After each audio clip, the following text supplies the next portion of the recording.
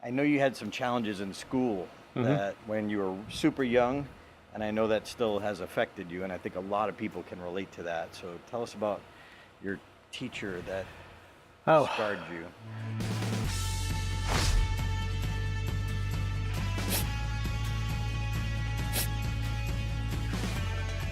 Well, when I was a kid, my dad was in the military, so it seems like every 6 months we were going someplace.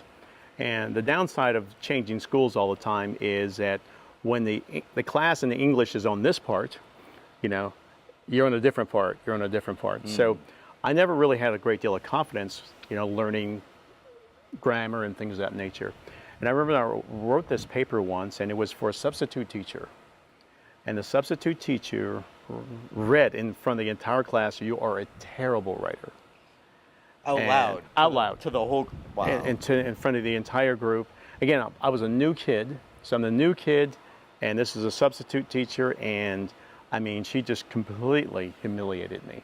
And I got teased, literally for the entire time I was in that school, because I stayed in that school for like a while.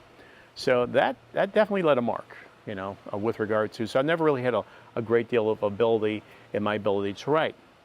Now, think about it. How old were you then? I was 8 or maybe 9 years old.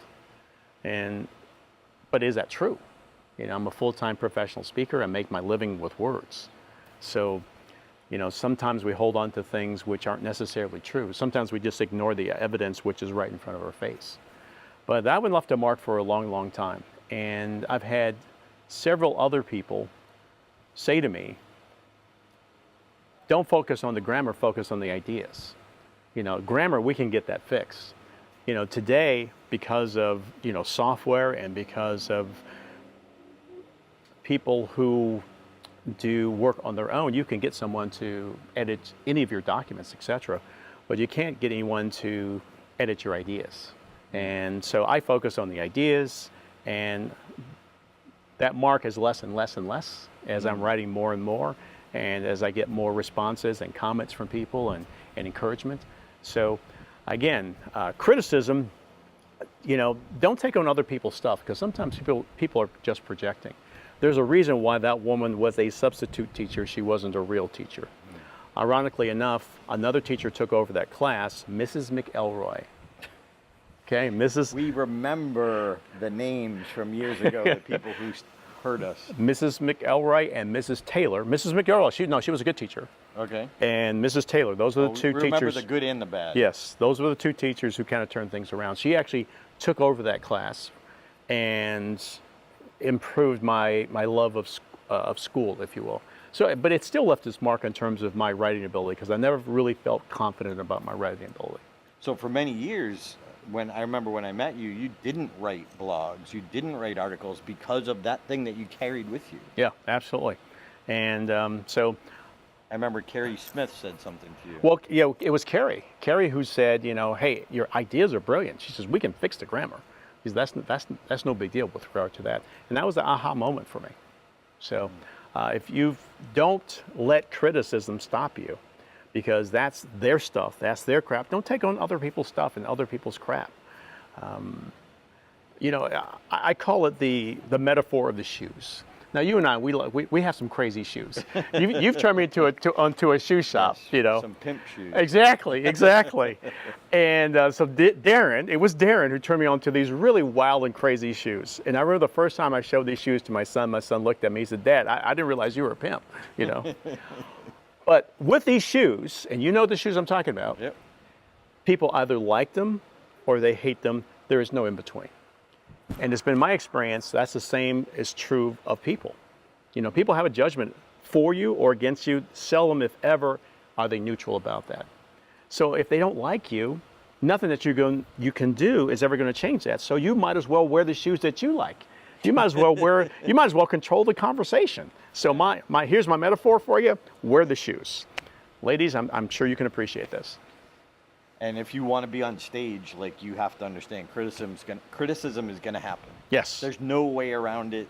Some people like you, and if everybody loves you, then you're not doing something right. Here's something, this is a story I've never told anyone before.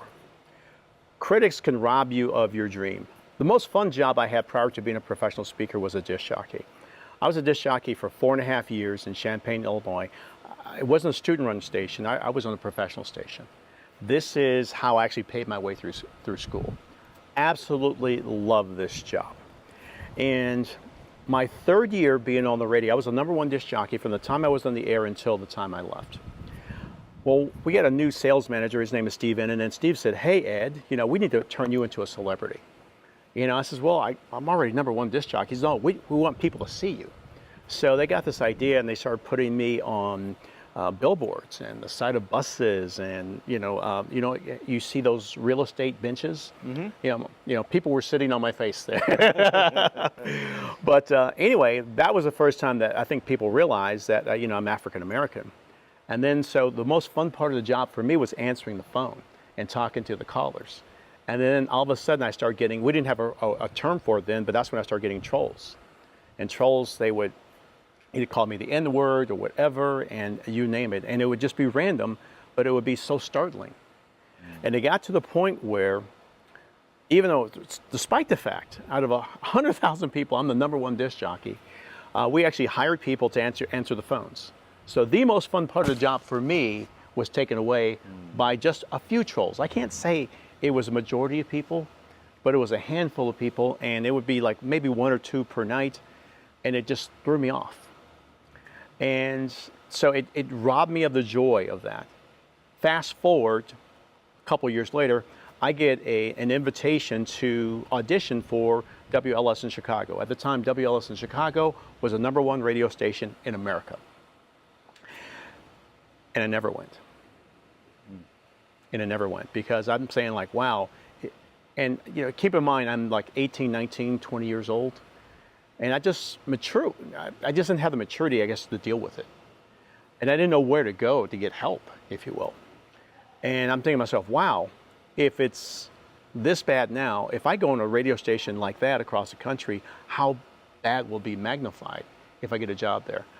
I'll never know. Because I never took the chance. And now look back on it, I'm so mad at myself because I let those trolls take it away from me. I let those trolls get to me. That's never going to happen again. Ever, ever, ever. I don't care what a troll thinks of me. That says far more about them than it ever says about me. As a matter of fact, when people say things like that to me or they make some type of criticism, I'll say to myself, wow, what does it take to get to that point? How do you get to that point where you think that way? And I'm thinking like, I'm going to let you have that. I'm not going to take that on. That's your stuff. It's not my stuff. And, forgive me, Patricia, for using the word stuff.